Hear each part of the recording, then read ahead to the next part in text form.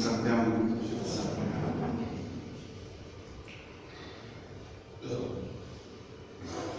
मूकं करोति वाचालं पंगुं लंघयते गिरिं यत्कृपात्तमहं वन्दे परमानंदं माधवं परमानंदं माधवं।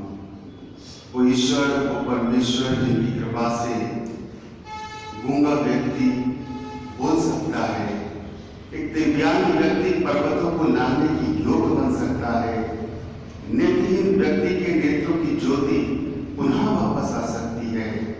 उन पारब्रह्म परमेश्वर जगत पिता ईश्वर के चरणारविंद में नमन करते हुए उनकी दी हुई वाणी, उनकी दी हुई बुद्धि और उन्हीं के दिए हुए विवेक से आज के विषय पर अपने विचार प्रस्तुत करने से पूर्व नारायण रूप संगत को मेरा प्रणाम, सभी को सादर नमन, आप सभी को ओम ब्रह्म सत्यम। देवियों सज्जनों, श्री रामचरितमानस के आरंभ में वंदना करते हुए गोस्वामी तुलसीदास जी लिखते हैं कि भवानी शंकरो बंदे श्रद्धा विश्वास रूपिणो याभ्याम बिना न पश्यन्तु सिद्धा स्वाध्याय इष्टमीश्वरम। अर्थात श्रद्धा और विश्वास के स्वरूप श्री पार्वती जी और श्री शंकर जी की मैं वंदना करता हूं, जिनकी कृपा के बिना, जिनकी दया के बिना सिद्ध जन अपने अंतःकरण में स्थित ईश्वर को नहीं देख सकते, ईश्वर के दर्शन नहीं कर सकते। अर्थात गोस्वामी तुलसीदास जी इस श्लोक के माध्यम से हमें यह समझाने का प्रयास कर रहे हैं कि अगर ईश्वर को पाना है, ईश्वर के दर्शन करने हैं, तो उसके लिए आवश्यकता है श्रद्धा और विश्वास, जिसके बिना सिद्धजन योगी जन भी, फिर हमारी क्या मिसाल है, सिद्धजन योगी जन भी अपने हृदय में स्थित, अंतःकरण में स्थित उन ईश्वर के दर्शन नहीं कर सकते। अर्थात इस श्लोक के आधार पर गोस्वामी तुलसीदास यही बता रहे हैं कि ईश्वर भक्ति का या ईश्वर मार्ग पर चलने का या ईश्वर को पाने का जो पहली कड़ी है वो है श्रद्धा और विश्वास। अगर हमारे अंदर श्रद्धा है, विश्वास है, तभी हम ईश्वर की भक्ति कर सकते हैं, तभी हम ईश्वर को पा सकते हैं। अब कोई हमसे ये पूछे क्या हमको ईश्वर पर श्रद्धा है, क्या ईश्वर पर विश्वास है, तो हम सभी का जवाब होगा हाँ है। ये किस आधार पर हम कह रहे हैं कि हमको ईश्वर पर श्रद्धा है, ईश्वर पर विश्वास है? इसका आधार यही है कि हम भगवान की पूजा करते हैं, सुबह शाम अपने घर के मंदिर में दीपक भी जलाते हैं, हम मंदिरों में जाते हैं, हम दान पुण्य करते हैं, हम तीर्थों पर जाते हैं, हम विभिन्न प्रकार के धार्मिक अनुष्ठानों में सम्मिलित भी होते हैं, भाग भी लेते हैं। किसी मंदिर के सामने, गुरुद्वारे के सामने, किसी देवालय के सामने से अगर हम गुजर जाएं तो हमारा दिल स्वतः ही झुक जाता है। तो शायद हमें लगता है कि हमें ईश्वर पर विश्वास है, ईश्वर पर श्रद्धा है। लेकिन क्या श्रद्धा और विश्वास का यही आधार है, यही पैमाना है? इसी आधार पर हम कह सकते हैं कि हम ईश्वर विश्वासी हैं और ईश्वर पर श्रद्धा है। वास्तविक ईश्वर विश्वास और श्रद्धा क्या है, आज इसी विषय पर दास विचार प्रस्तुत कर रहा है। विषय है ईश्वर विश्वास और श्रद्धा। यह हम जानने का प्रयास करेंगे सत्पुरुषों के मार्गदर्शन के आधार पर, पूज्य गुरुदेव के मार्गदर्शन के आधार पर, कि वास्तविक श्रद्धा, सच्ची श्रद्धा और सच्चा विश्वास क्या है। विश्वास, यकीन यानी भरोसा क्या है? विश्वास की अवस्थाएं कितनी हैं? कौन कौन सी अवस्थाएं विश्वास की जो गुरुदेव ने बताई हैं? और विश्वास दृढ़ कैसे होता है? ईश्वर के प्रति जो विश्वास है वो कैसे दृढ़ हो, और विश्वास की कसौटी क्या है? हम किस आधार पर अपने आप को तोले कि हमें ईश्वर पर विश्वास है और ईश्वर में विश्वास दृढ़ कैसे होता है? यानी वो ऐसे सवाल हैं जो हमारे मन में हैं, जिनका उत्तर हम जानना चाहते हैं। तो आइए देखते हैं, पूज्य गुरुदेव ने हमारा मार्गदर्शन किया है और हमें बताया है कि सच्ची श्रद्धा क्या है, सच्चा विश्वास क्या है, दृढ़ विश्वास क्या है, विश्वास की कसौटी क्या है, ईश्वर पर विश्वास कैसे दृढ़ होता है। इन अनेकों सवालों के जवाब गुरुदेव के माध्यम से हम जानने का प्रयास करते हैं। पहला प्रश्न है कि सच्ची श्रद्धा क्या है। अब हम देखें, हम जिस आधार पर अपने आप को मानते हैं हम श्रद्धावान हैं, गुरुदेव क्या कह रहे हैं। गुरुदेव कह रहे हैं ये संसार एक बाजी है, एक खेल है और बाजीगर इसका सच्चा है। ऐसा जानकर जो इस बाजीगर पर सच्चा निश्चय करता है उस निश्चय को सच्ची श्रद्धा कहते हैं। गुरुदेव कह रहे संसार जो है बाजी है, ये खेल है। ये बात हम लोग सुनते चले आए हैं, बचपन से पढ़ते भी चले आए हैं कि हम सभी एक कठपुतली हैं, हमें चलाने वाला कोई और है, हमारे जीवन की डोर किसी और के हाथ में है। हमने ये भी सुना है ये संसार एक रंगमंच है, इस पर हम सभी अपना अपना अभिनय कर रहे हैं, अपने अपने पात्रों को निभा रहे हैं, पर हम सभी को निर्देशित करने वाला हमारा जो डायरेक्टर है वो कोई और है। गुरुदेव यही कह रहे हैं संसार एक खेल है, एक बाजी है, इसका जो बाजीगर है, जो परमेश्वर है वो एक सच्चा है। ऐसा जानकर जो उस बाजीगर पर सच्चा निश्चय करता है, जो ईश्वर पर सच्चा निश्चय करता है, उस निश्चय को सच्ची श्रद्धा कहते हैं। अब देखिए, हम जो अपने आप को श्रद्धावान मानते हैं, कि हम ये सोचते हैं कि हम ईश्वर पर श्रद्धा है, और गुरुदेव जो बता रहे हैं उसमें क्या कितना अंतर है। क्या हमें उस परमेश्वर पर पूरा निश्चय है? अगर पूरा निश्चय है तो हम श्रद्धावान हैं, हम श्रद्धा युक्त हैं। आगे गुरुदेव कह रहे जिस मालिक ने इस अद्भुत संसार की रचना रची है वही सब कुछ कर्म करावनहार है। इस शरीर का कोई भरोसा नहीं, चाहे 10 दिन रहे, चाहे लाख वर्ष रहे, आखिर को नाश हो जाता है। इस वास्ते सब तर्क वितर्क को छोड़कर ईश्वर से प्रेम करो। गुरुदेव करें शरीर का कोई भरोसा नहीं, हम सभी जानते हैं शरीर एक आयु है, एक निश्चित आयु है, उस आयु के बाद शरीर समाप्त हो जाता है, चाहे 10 दिन रहे, चाहे लाख वर्ष रहे, कोई कितने ही वर्ष जिए, आखिर को शरीर को नाश होना ही है। ये बात पक्की है, ये बात सच्ची है।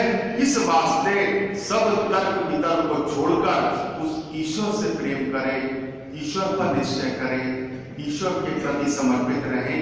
ये सच्ची श्रद्धा है। गुरुदेव बता रहे हैं कि सच्ची श्रद्धा क्या है। अभी दूसरा बड़ा ही महत्वपूर्ण प्रश्न है कि महाराज जी विश्वास, यकीन या भरोसा है क्या, उसके बारे में जरा विस्तार से वर्णन करें। बड़ा ही महत्वपूर्ण प्रश्न है, इसका उत्तर बड़े ही ध्यान से श्रवण करें। गुरुदेव बता रहे हैं प्रेमी जी विश्वास की 5 अवस्थाएं होती हैं। अब 5 अवस्थाएं गुरुदेव ने बताई। पहली अवस्था क्या है? पहली अवस्था में मनुष्य अपने शरीर के भोगों पर एकमात्र विश्वास करता है। उसका जो विश्वास है वो शरीर के भोगों पर है, शरीर की कामनाओं पर है, शरीर की इच्छाओं पर है। चाहे कैसे भी हो मेरे शरीर के भोग पूरे होते रहें, ये विश्वास पहला है।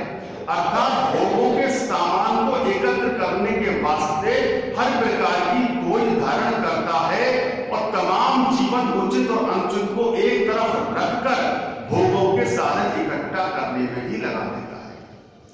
मतलब संसार के भोग कैसे ही पूरे हों, साम दाम दंड भेद, मुझे कुछ भी अपनाना पड़े, चाहे उचित हो अनुचित हो, अच्छा हो बुरा हो, उसमें चाहे किसी का बुरा भी हो जाए, कैसे भी करके मेरे शरीर के भोग पूरे होते रहें। ये विश्वास की पहली अवस्था बता रहे हैं कि पहली अवस्था जो है कि भोगों का सामान एकत्र करने के वास्ते हर प्रकार की खोज धारण करता है और उचित अनुचित को एक तरफ रखकर भोगों के साधन इकट्ठा करने में ही लगा देता है।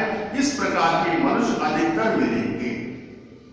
अब विश्वास की दूसरी अवस्था बता रहे हैं। दूसरे विश्वास की अवस्था यह है कि भोगों की उचित प्राप्ति पर विश्वास किया जाता है। मतलब हम भोग तो अपना पूरा करना चाहते हैं, पर हमें इस बात का बोध रहता है कि इस भोग को पूरा करने में जो हम साधन जुटा रहे हैं वो उचित है या अनुचित है, वो मुझे करना चाहिए ना करना चाहिए। तो गुरुदेव कह रहे हैं दूसरे विश्वास की अवस्था ये भोगों की उचित प्राप्ति पर विश्वास किया जाता है। अर्थात भोगों की प्राप्ति तो मनुष्य चाहता है, पर उसकी बुद्धि जायज और नाजायज, उचित व अनुचित को समझती है और अनुचित को छोड़कर उचित पर अपने आप को टिकाती है। मतलब भोग तो पूरे होते हैं, भोग तो पूरा करना चाहते हैं, लेकिन वो सही तरीके से, सही ढंग से, वो बुरे ढंग से या अनुचित ढंग से नहीं पूरे करना चाहता। जैसे हमें धन कमाना है, सबके धन की आवश्यकता है, तो ये ज्ञान रहता है जो धन कमा रहा हूं उचित है या अनुचित है। इस धन को कमाने में मैं किसी का बुरा तो नहीं कर रहा हूं, किसी का नुकसान तो नहीं कर रहा हूं। जो मुझे काम दिया गया उस काम को पूरी ईमानदारी से निभा रहा हूं। अगर मैं नौकरी कर रहा हूं तो नौकरी में जो समय देना चाहिए वो दे रहा हूं।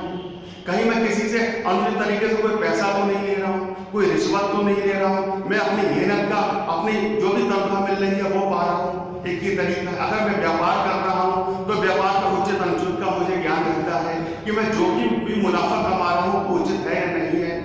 मैं कोई मिलावट तो नहीं कर रहा हूं, मैं कोई घटखोरी तो नहीं कर रहा हूं, मैं अनुचित झूठ तो नहीं बोल रहा हूं, किसी को इस प्रकार से तो नहीं धन कमा रहा हूं जिससे लगे कि मैं उसका ज्यादा नुकसान करके अपना फायदा कर रहा हूं। तो गुरुदेव का उचित एवं अनुचित को समझती है और अनुचित छोड़कर उचित पर अपने आप को टिकाती है।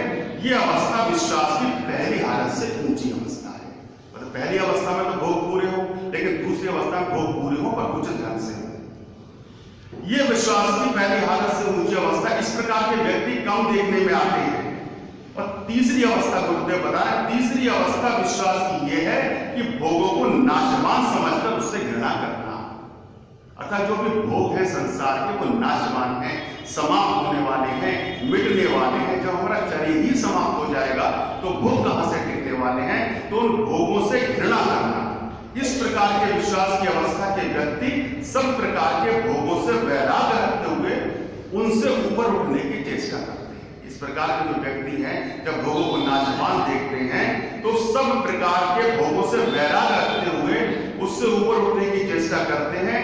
इस प्रकार के व्यक्ति बहुत कम दृष्टि में आते हैं।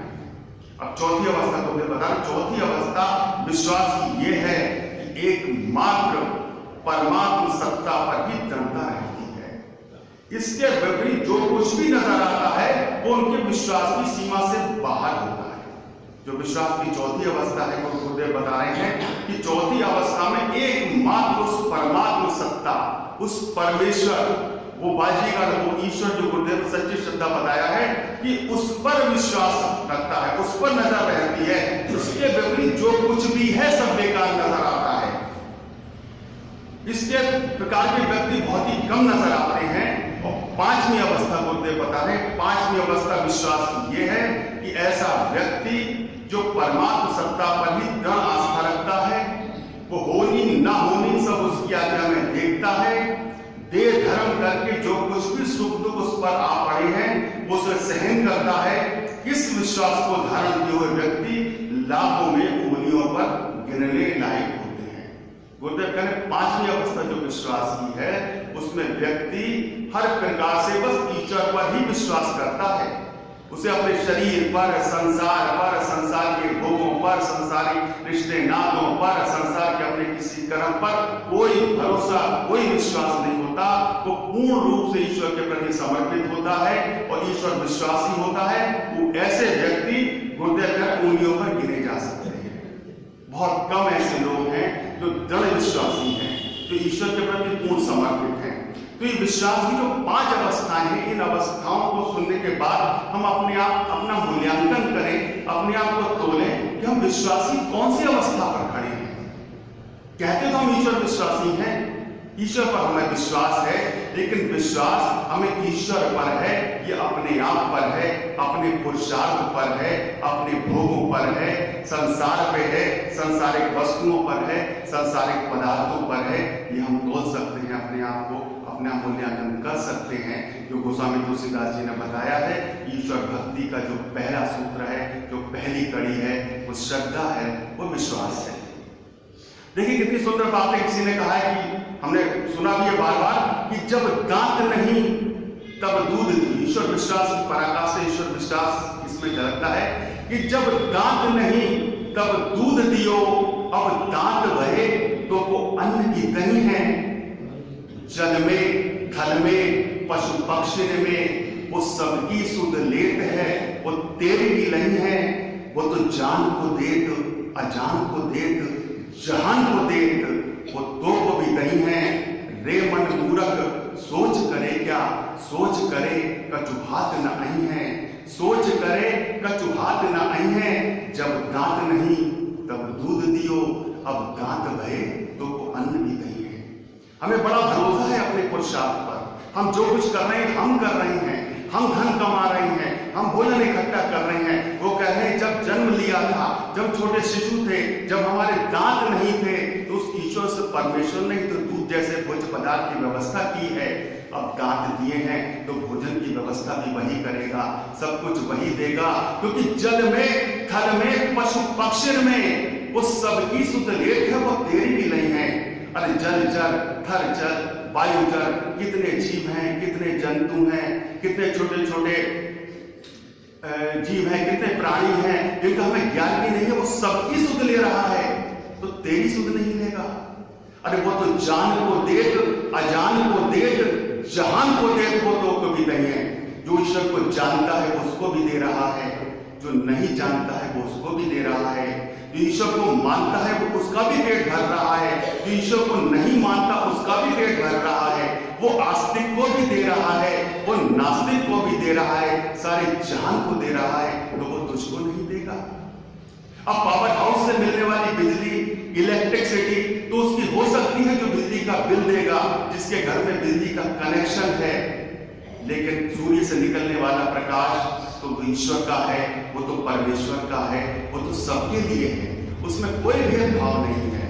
अब एसी से, पंखे से, कूलर से मिलने वाली हवा या हॉस्पिटल में मिलने वाली ऑक्सीजन, तो उसकी हो सकती है जो उसका बिल चुकाएगा, जो उसका पैसा देगा, जो उसको पे करेगा, लेकिन वृक्षों से निकलने वाली ऑक्सीजन, पेड़ों पर चलने वाली हवा, ये तो सबके लिए है। जानने वाले के लिए भी है, न जानने वाले के लिए है। तो वो तो जान को देत, अजान को देत, जहान को देत, वो तो कभी नहीं है।